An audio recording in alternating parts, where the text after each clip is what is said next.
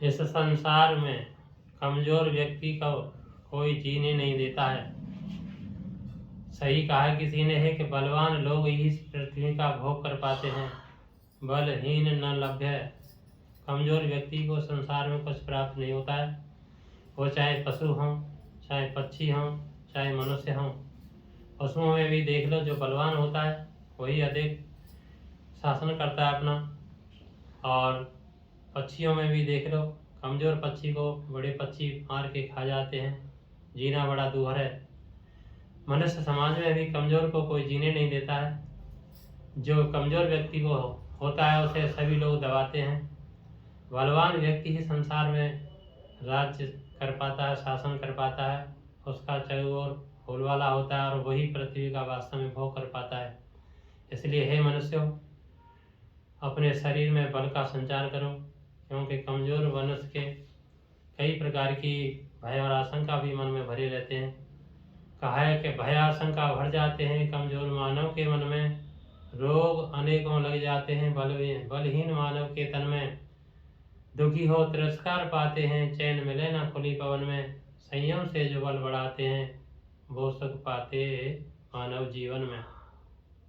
वास्तव में बलवान व्यक्ति ही संसार में भोग करता है।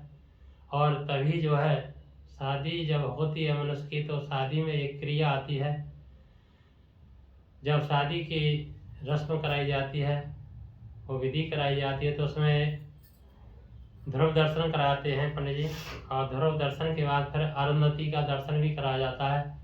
ये अरुंधति दर्शन में ये मनुष्य को ये प्रेरणा दी जाती है, उसका ये संकेत दिया जाता है कि हे मनुष्यों, जिस प्रकार से सप्त ऋषियों के पास अरुंधति सदा अटल रहती है, उसी प्रकार से स्त्री को या लड़की को भी अपने पति के कुल में हमेशा तटस्थ रहना है, हमेशा साथ जोड़ के रहना है।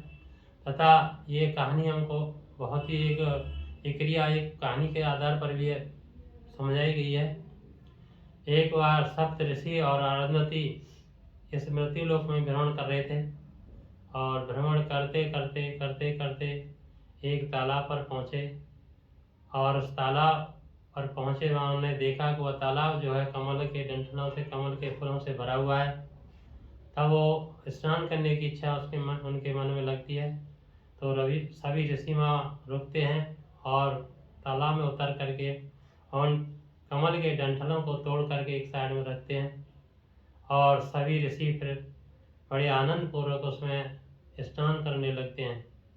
स्नान करते करते उन्हें कुछ समय लग जाता है। ठंडा पानी था। मस्ती में जब स्नान कर रहे थे, और स्नान करने के बाद जब पश्चात बाहर निकलते हैं, तो वो देखते हैं कि जो कमल के डंठल तोड़ के रखे थे वो वहाँ उपस्थित नहीं है। तो आपस में उन्हें शंका होने लगी कि किसी ने उन कमल के डंठलों को छिपा दिया है, क्योंकि किसी व्यक्ति को यहाँ आते जाते किसी ने नहीं देखा है।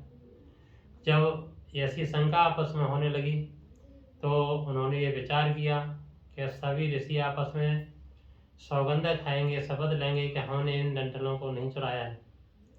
तो जब सब ऋषि इस प्रकार का विचार करते हैं, तो एक एक करके सब ऋषि सौगंध खाते हैं। और उस सौगंध में वे क्या कहते हैं कि उस व्यक्ति को वह पाप लगे जिसने ये इन डंठलों को चुराया हो, जो संध्या नहीं करता, अर्थात सुबह शाम परमात्मा का भजन नहीं करता है, सुबह शाम परमात्मा की उपासना नहीं करता है, उस व्यक्ति को जो पाप लगता है वह हमको पाप लगे यदि हमने उस कमल के डंठलों को चुराया हो।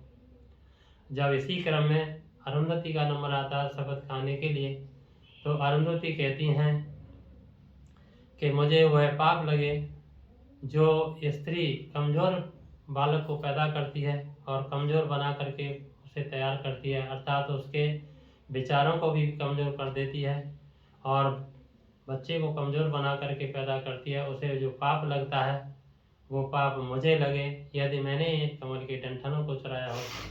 इस कहानी से कितनी अच्छी शिक्षा मिलती है कि माँ बाप को वास्तव में एक अच्छी संतान बना के पैदा करनी चाहिए। माँ का ये फर्ज है कि जब से बच्चा घर में आता है तब से उसकी देख रेख अच्छे ठीक से करे, उसको बलवान पैदा करे, और जब धरती पर आए तो उसके बाद भी उसकी देख रेख करके उसको खान पान के द्वारा, विचारों के द्वारा उसको ऐसा बलवान बनाया जाए जिससे वह ना तो शरीर से कमज़ोर हो, ना वह विचारों से कमज़ोर हो। वो एक ऐसा व्यक्ति धीर वीर बन के तैयार हो।